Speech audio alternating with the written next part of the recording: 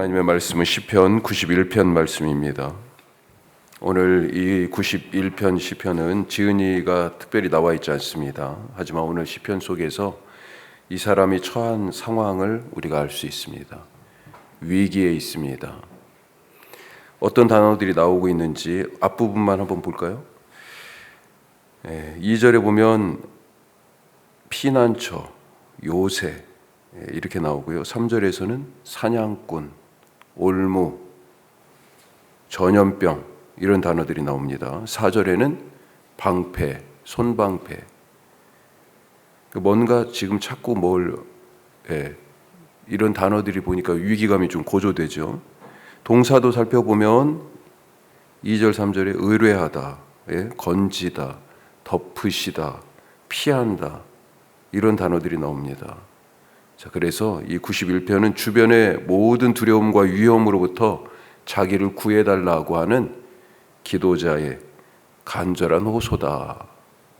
그렇게 볼 수 있습니다. 자, 오늘 말씀 통해서 우리가 첫 번째, 하나님을 피난처로 삼자. 하나님이 피난처다. 위기 상황이 발발했어요. 어떻게 해야 됩니까? 대표적인 위기, 여름에 태풍이나 엄청난 비로 홍수가 나거나 그렇게 이재민이 발생할 때가 있죠. 집이 물에 잠기고, 요즘은 그런 일들이 좀 적어졌지만 저도 어렸을 때 그 논밭이 다 잠기는, 저희 집이 동네에서 그래도 가장 높은 쪽에 있었기 때문에 쳐다보면 완전히 들판이 끝도 안 보이는 이 지평선이 물에 통째로 잠겨 있는 그런 경우들도 기억이 나요. 자, 이렇게 홍수나 태풍이 나서 이재민이 발생할 때 사람들은 이 재난을 피해 대피소로 갑니다. 대피소 가면 어떻습니까? 우선 안전하죠. 그리고 쉼을 얻죠. 필요한 물품을 공급받습니다. 숨을 돌리고 그렇게 정신을 차리고 상황을 파악한 후에 비슷한 처지에 놓인 사람들과 연대하고 돕는 손길들을 만나서 힘을 얻고 위로를 받습니다. 화재나 지진 같은 것도 대피할 곳을 찾죠. 불이 나면요, 그래서 옥상으로 올라간다거나 아니면 빨리 아래층으로 내려와서 탈출을 하려고 애쓰죠. 위험한 상황에서 생명의 안전을 도모하는 것, 이것은 본능적인 인간들의 행동입니다. 전쟁 같은 비상 상황 어떻습니까? 대통령이라면 어디로 가야 되겠어요?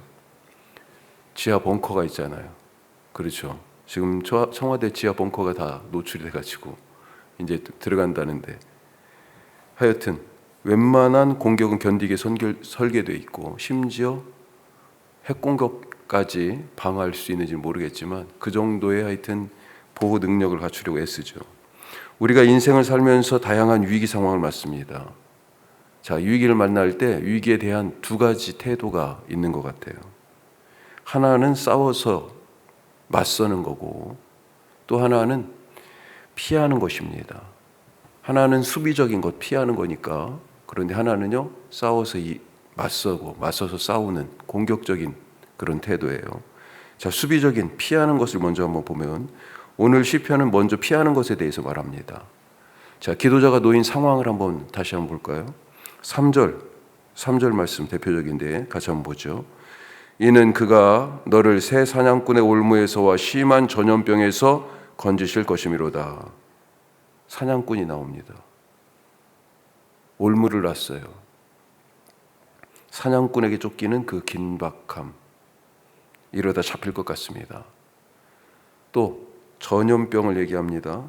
보이지 않죠? 저기 소리 없이 덮치고, 그래서 고열에 허덕이고 원인을 알 수 없고 사람을 탈진시켜서 거의 목숨줄을 붙들고 흔드는 그런 모습입니다.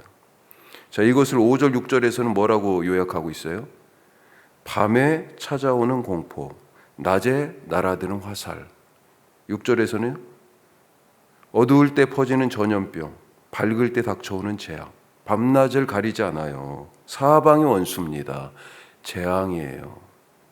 자, 이 재앙을 피해 그러면 어디로 갑니까? 어디로 피해요? 대피소가 어디예요? 2절 말씀에 나와 있잖아요.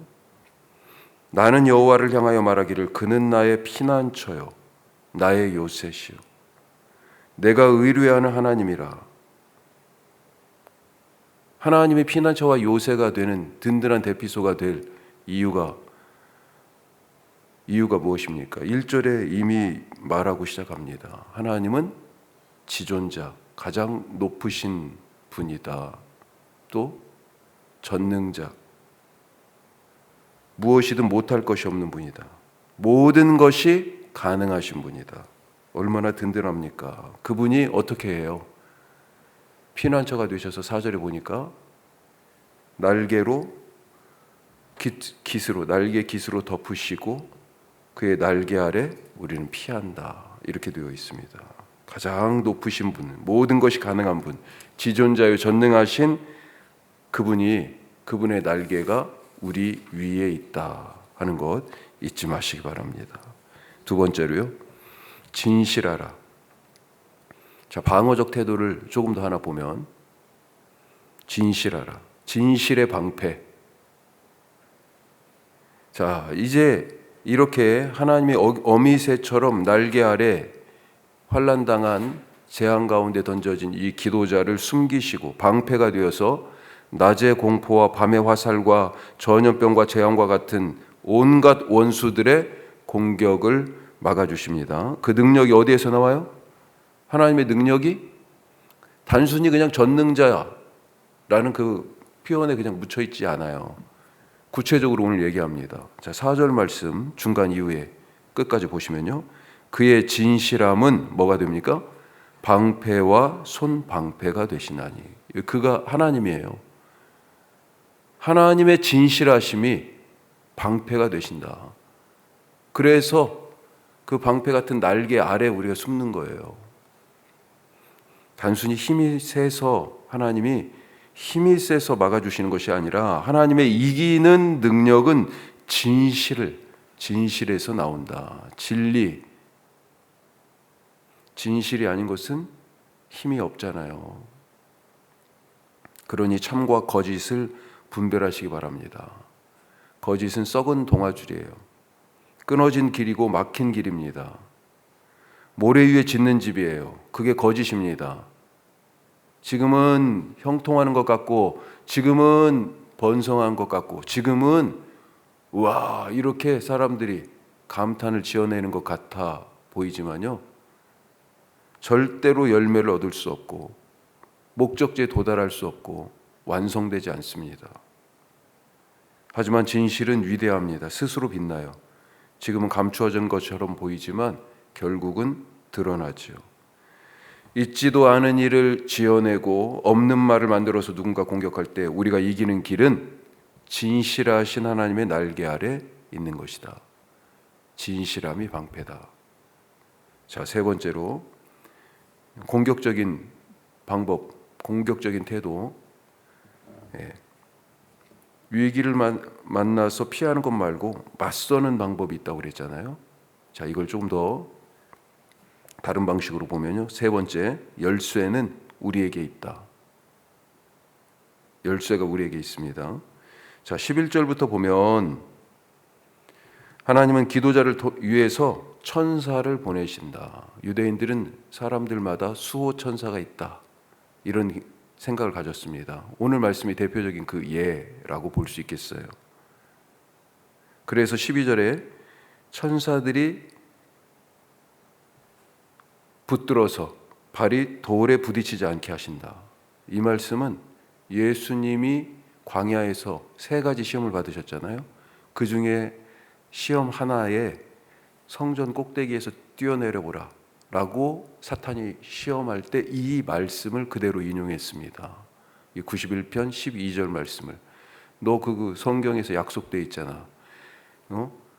네 발이, 네가 그렇게 성전 꼭대기에서 떨어져도 발이 돌에 부딪히지 않도록 천사들을 보내서 딱 받아주신다고 그랬잖아. 이 말씀, 이게 사탄이 들이민 말씀이에요, 사실은. 자, 하여튼 천사들을 보내서 붙들어 주시고, 또 13절에 보면 사자와 독사를 밟고 젊은 사자와 뱀을 발로 누른다. 싸워서 이긴다는 거죠. 얼마나 신납니까? 자, 이런 전투적인 방법이 있는데 거기에 더해서 이것뿐 아니라 하나님의 창고에는 아직도 어마어마한 복이 준비되어 있다. 창고에 재고로 지금 쌓여 있는 복의 리스트를 지금 쭉 말하고 있습니다. 14절 15절 우리 같이 한번 읽어보죠. 어떤 복이 있습니까? 하나님이 이르시되 그가 나를 사랑한즉 내가 그를 건지리라. 그가 내 이름을 안즉 내가 그를 높이리라. 그가 내게 간구하리니 내가 그에게 응답하리라. 그들이 환난 당할 때 내가 그와 함께하여 그를 건지고 영화롭게 하리라. 아멘. 언제 건지고 언제 높이시고 누구에게 응답하십니까? 그런 복이 어떻게 있어요? 내가 사랑하고 내가 하나님의 이름을 알고 내가 기도하고 간구할 때 내가 이렇게 다 돼 있어요. 열쇠가 누구에게 있습니까? 그래요. 응답받기를 원하면 기도를 해야죠. 높여지기를 원하면 하나님을 사랑하라 그렇게 좀 되어 있습니다. 열쇠가 나에게 있다. 창고 열쇠가. 오늘 이 천국 창고의 열쇠를 사용하시기 바랍니다. 그래서 사탄과 싸워 이기시고 모든 재앙과 어려움 속에서 나를 건지신 하나님을 경험하는 그런 은혜 누리시길 바랍니다. 기도하겠습니다. 하나님을 피난처로 삼으라. 또 하나님이 진실함의 방패를 갖고 계시다고 그랬어요. 진실하라. 거짓과 싸워서 이기는 것은 진실밖에 없어요. 천국 창고의 열쇠가 우리에게 있다. 우리가 원수의 머리를 밟고 이기게 되어 있습니다. 우리의 발이 돌에 부딪히지 않도록 하나님이 천사를 보내서 천사가 우리를 지키고 있어요. 하나님 보내셨어요. 우리를 위해서.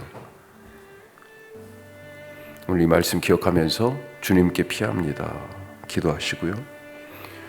우리 이용주 장로님 건강 위해서 계속해서 기도해 주시기 바라고요. 우리 건강 때문에 주일 또 성탄절에도 못 오신 분들이 계십니다. 또 무엇보다도 지금 믿음이 흔들리는 분들이 있어요. 주님 믿음 붙들어 주시옵소서. 주일 예배에 늦게 오면서 그러다 빠지고 이런 단계를 가요. 주님 주일의 예배를 거룩하게 지키게 하여 주시옵소서. 우리 내일 주일 예배를 위해서 또 기도하겠습니다.